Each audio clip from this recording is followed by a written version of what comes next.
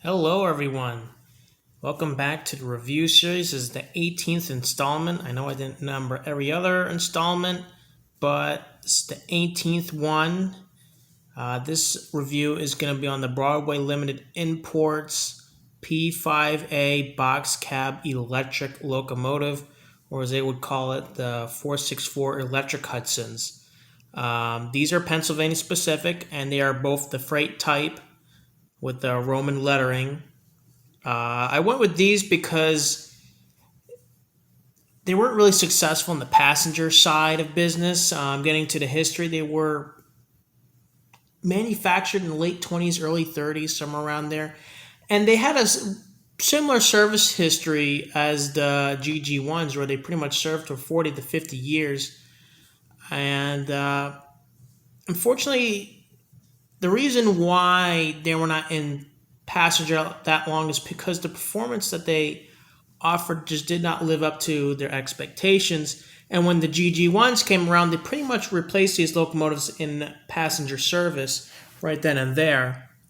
So these locomotives were mainly used for freight service. There's only one in existence left in the real world.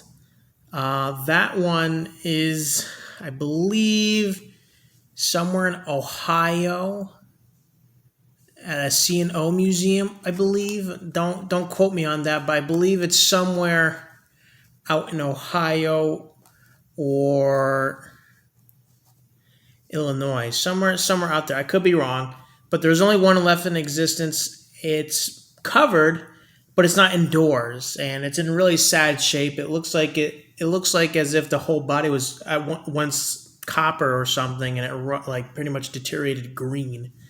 But it wasn't made out of copper; it was made out of metal. But speaking out of metal, these locomotives are made out of metal. Their shells are made out of metal. I'll bring in 4728. I got two of these because I really fell in love with these designs. It's just these are pretty much my favorite American electric locomotive. Got some of the drive wheel detail right there. I mean, these wheels are big, and the amount of detail on these are amazing too. The chassis, this frame, is metal. I believe this bottom piece is plastic though. But yeah, it's got a metal body for a die-cast frame. It looks really good. I really like it. There's a legible builder's plate right there. You might think, well, this is a really boring locomotive. I can't be surprised that you don't like the GG1 as your favorite American electric engine. But these box-looking things actually look really nice. You might think, well, they look boring, but they have a lot of detail on them, even as a box. And bells on top, the horns on top on each end, one horn on each end. There's the headlight, which lights up. Cab lights do not light up. I can't tell if there's a figure in there. I don't think so, but that's okay. You can barely look in there anyways. These are very beautiful locomotives. Pantographs go up and down. These are bi-directional locomotives. I really like the European design on these. They're just very, very cool looking locomotives. Those marker lights or classification lights near the bottom, they're tucked away inside the pilot on each end. They don't glow, but they look like they're on. And it's really cool. I really like how they had that light piping or jeweled piping to them. And if you see some of the stuff hanging around, those are the safety chains on the pilot trucks. It's really, really cool. To be honest, I think Broadway Limited made a really beautiful model out of these. The only time you could probably find these is in brass or an O scale with the MTH stuff. I really hope Broadway makes more of these. I believe they made only 2 runs in Paragon 3. These are both, I believe, from the second run, and these are both refurbished models that could have keep alive capacitors added to them. But I would wait until they're like $10 to keep alive capacitors, or add your own capacitor if you can, if you're more advanced. Their electrical conductivity is pretty good, actually. I don't think the trucks. Oh no, they are. Oh, never mind. They have a lot of wheels that have a lot of pickup. All three main wheels have electrical contacts. Can't really see them, but they're on the inside. And both trucks have them. I'm not sure how. Oh no, there you go. I was just looking. Like, there's the wire that connects to the truck to have this contacts. So electrical conductivity for these box cabs should be really good, especially on, if you're on a club layout and not everybody wants to clean everything. And they really should perform as well or even just as well as the regular GG1. You probably don't even need a keep alive capacitor on this.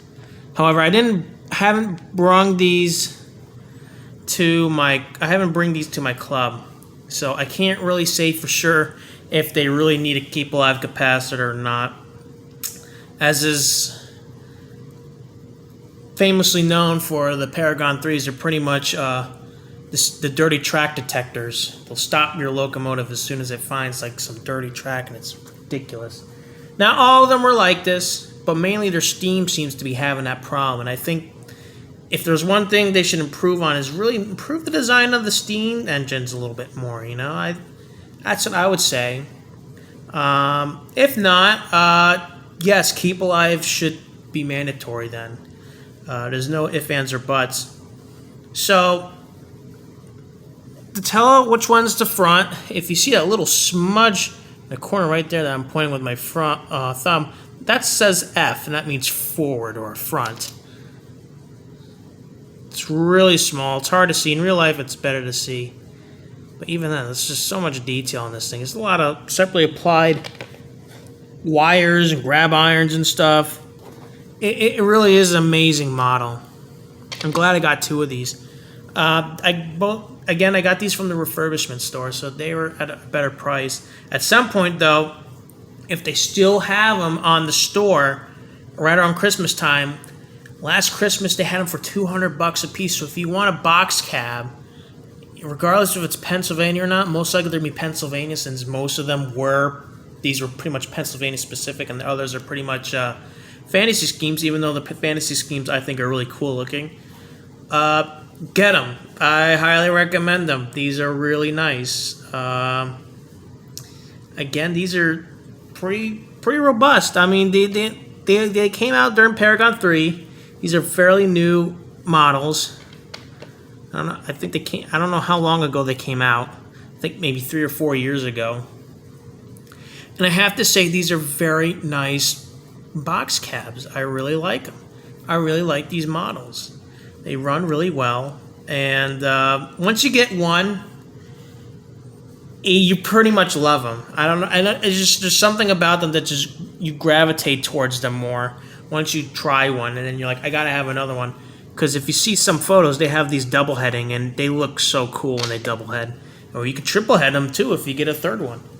I don't know if I'll get a third one, but it's kind of cool that these are pretty much buildable locomotives, kind of like the diesels. But the better thing about these is that you don't need another A unit or another B unit to make it look streamlined in both directions. These you can just, they're like batteries, you just put them together. There you go.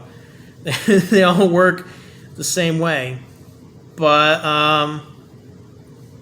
yeah, they're really amazing models, even though they're just a rolling brick, a rolling rectangle, as I'd like to call them, just to poke fun at the thing I like. So we'll get into the sounds and features. I'm gonna just power one up. First I want to call the address of 4716 first. In the department. Be advised, switches on the north end might be against you, so go out looking out for switches. Mr. Raj, go. I'll call that one too.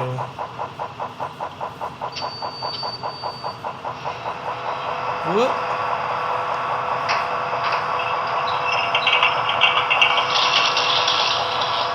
Alright, so they're both on actually.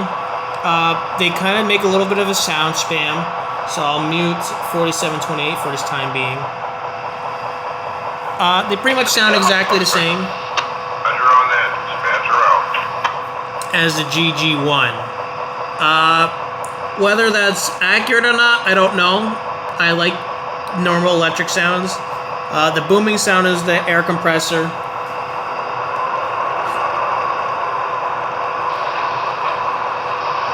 Let's see if we can shut down the air compressor for now. So right now I'll turn on the headlights. Now they're bi-directional, so if I go in reverse, see that headlight turns on. It's a really nice, warm, gold yellow look. Okay, waiting on one westbound. I'll show by looking at 4728. That is a beautiful headlight. Okay, waiting on one westbound, and we'll follow them out. Let's see why 1416's having people talking when I don't want them to talk. There we go. Maybe they should stop talking. They might keep talking or might not. So yeah, the lights on these are really nice. It keeps talking. Well, that's the thing about these function things. Even though for some reason they forget that what functions you have on. Some of them remember the main functions, 0 through 9, but it is what it is. So, function 1 is the bell. Okay, waiting on one westbound, and we'll follow them out. It's the same bell as the GG1, really nice, and then the horn.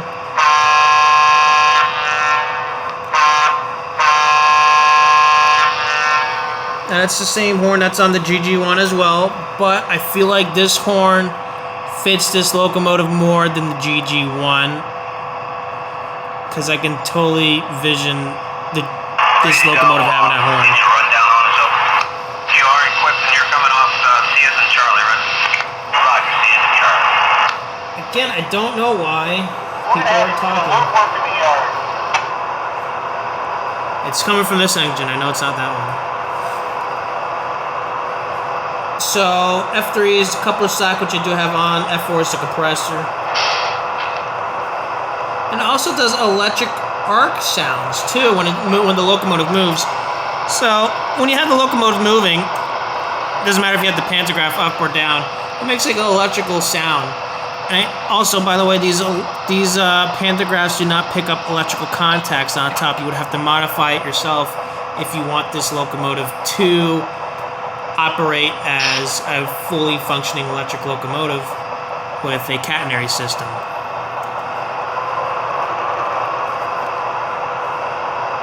F7's the up and down sounds for the pantograph.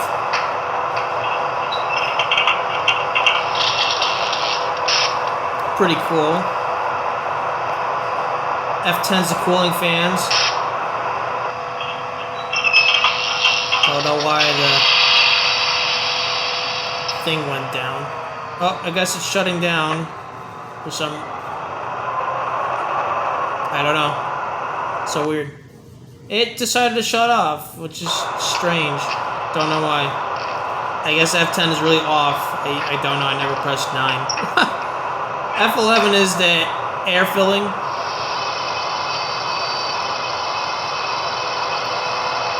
Air release. F12 is the brake set.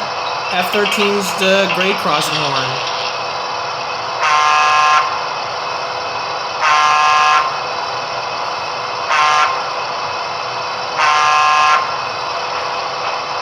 Play that again.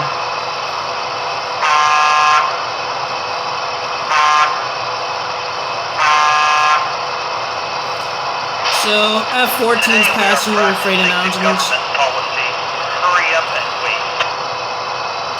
That maintenance sound's playing even though I don't have it on. But they're pretty much the same sounds.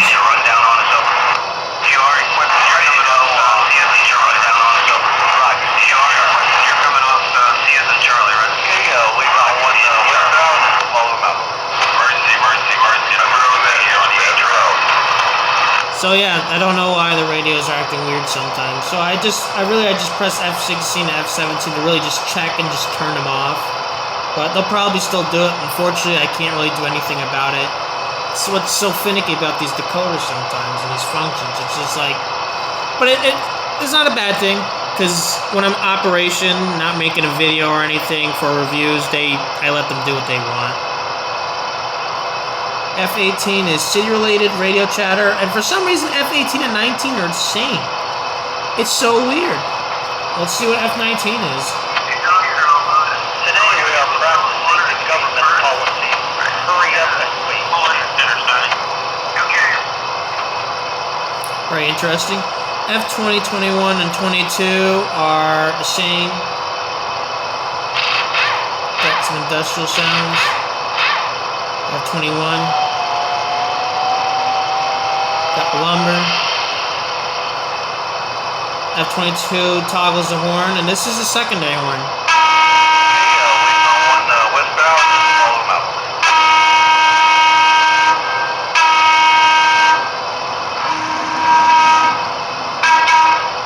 Really interesting horn. I like it. Some people are like, that's a weird one, but I thought it's cool. F23's track sounds pretty much clickety-clack. F24 is not used.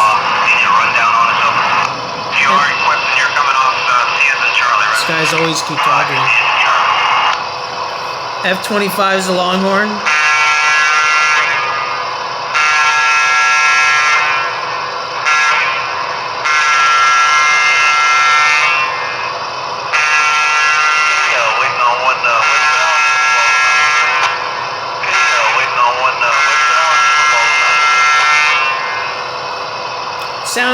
Does not sound like the normal horn.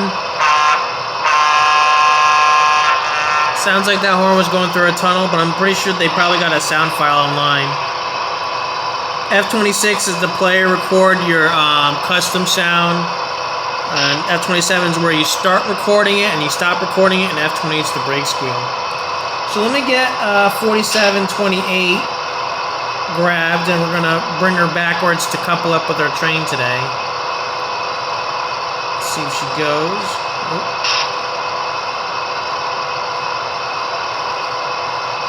Waiting on one westbound. She's on, but she's not going.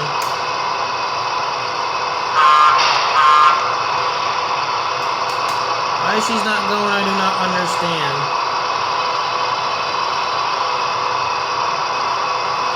Let's go.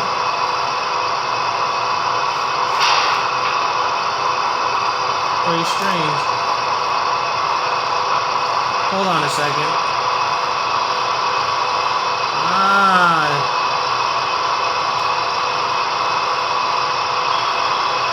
She was actually mute still. That's my fault. She was actually still mute to 4716, which is strange because I haven't run these in a while. I'm going to make sure she's in the forward direction, turn off her headlights, and she's going to be working with 4716. So yeah, I guess, you know, for some of these engines,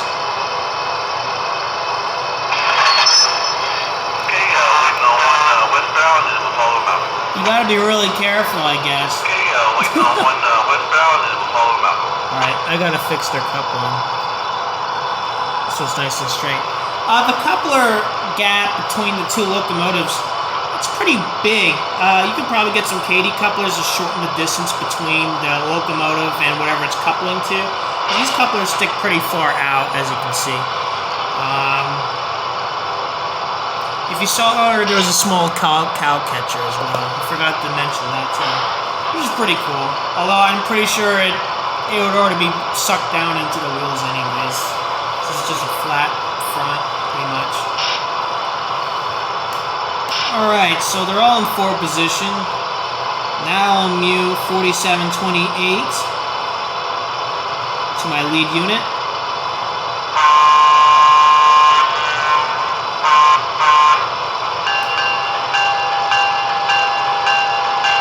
They're powered up. They're both running. And they're are now working together to pull this passenger train. Now, I know I said they're not really passenger locomotives, but it's what I have on the layout right now.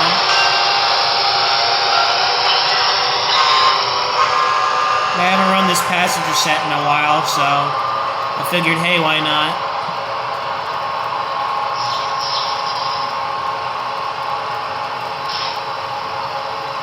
Now, these locomotives, even at speed, like my second knob, not my speed step 2, this is different. They're moving at a decent speed.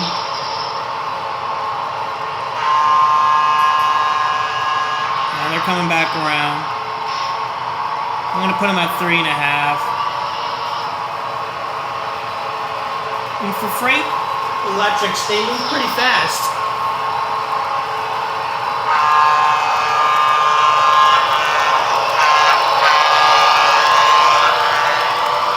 It's kind of really cool hearing two electrics motors making sounds at the same time.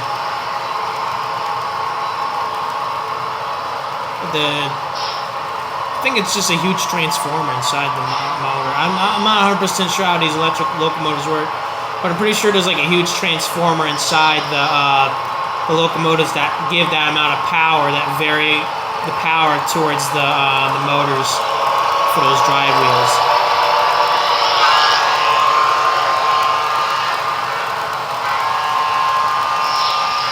It's a real shame that not more of these were saved.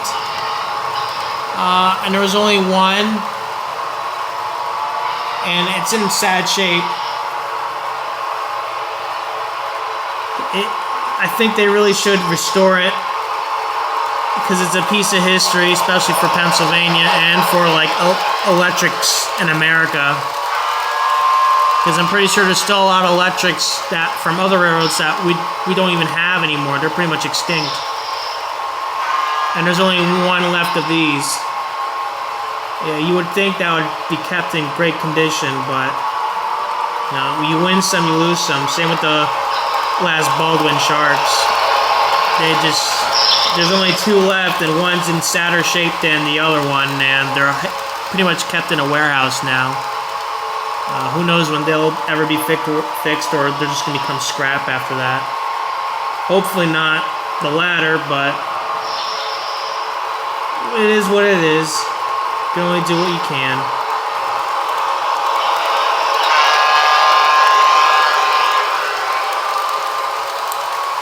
We'll see how fast they go at 5.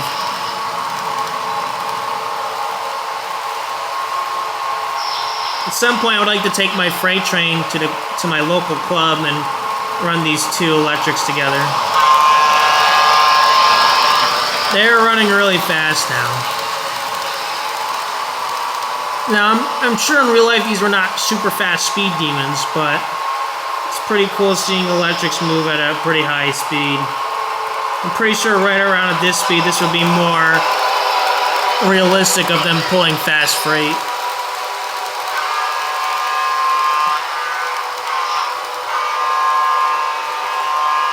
Can play the longhorn too.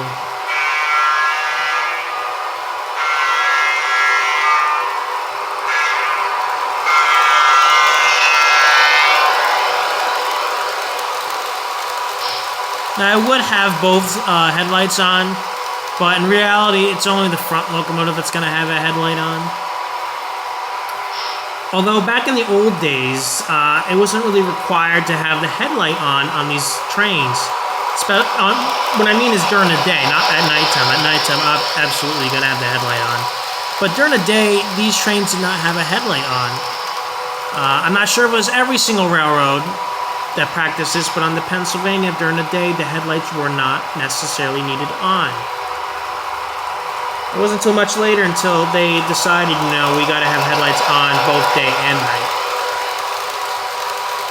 Which is interesting.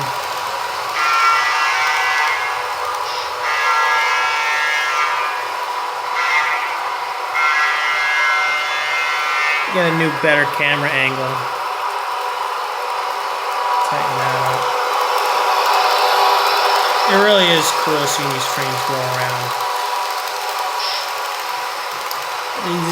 These electrics are really amazing. They're pretty strong too.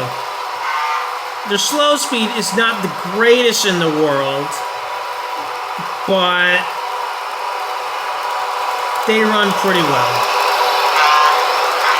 I never really had any issues with electrical contact loss while running on the layout, especially when the track gets a bit dirty. They just keep going. Same with the GG1. It just seems when it comes to electrics, you just can't do them wrong unless you're really not trying to do them right, I guess. I don't have a Bachmann GG1, so I can't really say anything good or bad about other companies that really make the GG1 and HO. Same with, I think Marklin or Trix makes a GG1 as well. Yes, they do. One of them does.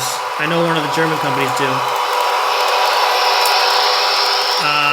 Would I get those? They're really expensive. No way, Jose. I think Broadway is going to be all the way if you want an electric locomotive. If you can get them for a good price, go ahead. I would wait for the Christmas deal if they're still on the store for $200 during Christmas time. You can get some really nice box cab electrics. I was surprised when I took these out of the box. I was like, the shells feel kind of cold. It's like that cold touch kind of test to see if they're made out of metal.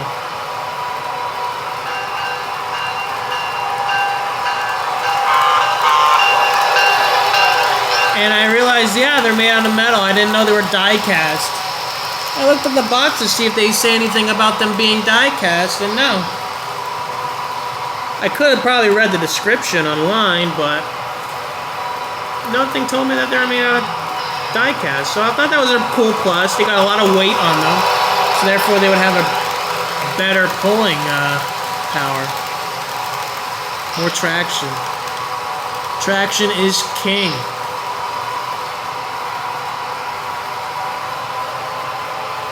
It's such cool electrics.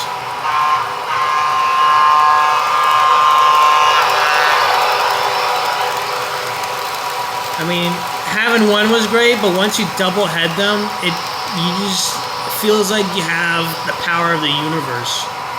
I don't know why. It's a weird way to say it, but when you see two of those electrics working together like that, the box cabs, it suddenly makes it a million times better pulling, you know, Pennsylvania era or era-specific trains that these trains pull. It's really cool. Now the guys are not really talking much anymore, which I find strange. Again, that's that beautiful golden light. In reality, they look more like the color of like a warm yellow, because then you could actually see like the bulb inside there. So some of the downsides I have with these models is not really much at all, actually. Some people could say, well, the marker lights don't light up. Well, in reality, the marker lights were not always on unless it was like at nighttime or if it was the end of a train or something, the classification lights. Sometimes they're on, sometimes they're not. I guess it just depends. But yeah, the major issue I have with these models is that for some reason the headlight cover, the clear cover, came off on my 4716 over here in the front. And I was like, what the heck, you know? That shouldn't have happened. So it was a simple fix. All you have to do is just lightly put like some Gorilla Glue around the rim. It's basically a short cylinder, and slide it in slowly so you don't get any glue on the outside or on the face of the headlight cover. And that's what I did to fix it, and it hasn't fallen off since, so I'm really happy about that.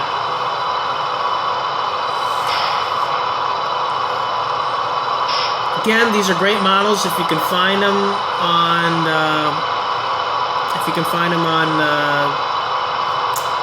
Broadway Limited's refurbished outlet store for $200 around Christmas time. Doesn't mean they will, but that's what they did last Christmas. They might do it again if they're still there. Get these. I recommend getting one if you're a Pensy fan.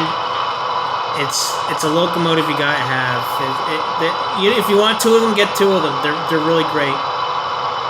Anyways, that wraps it up for the Pennsylvania and Florida Eastern Railroad and this review in total. So I'll see you guys next time for the next review and the next train adventure.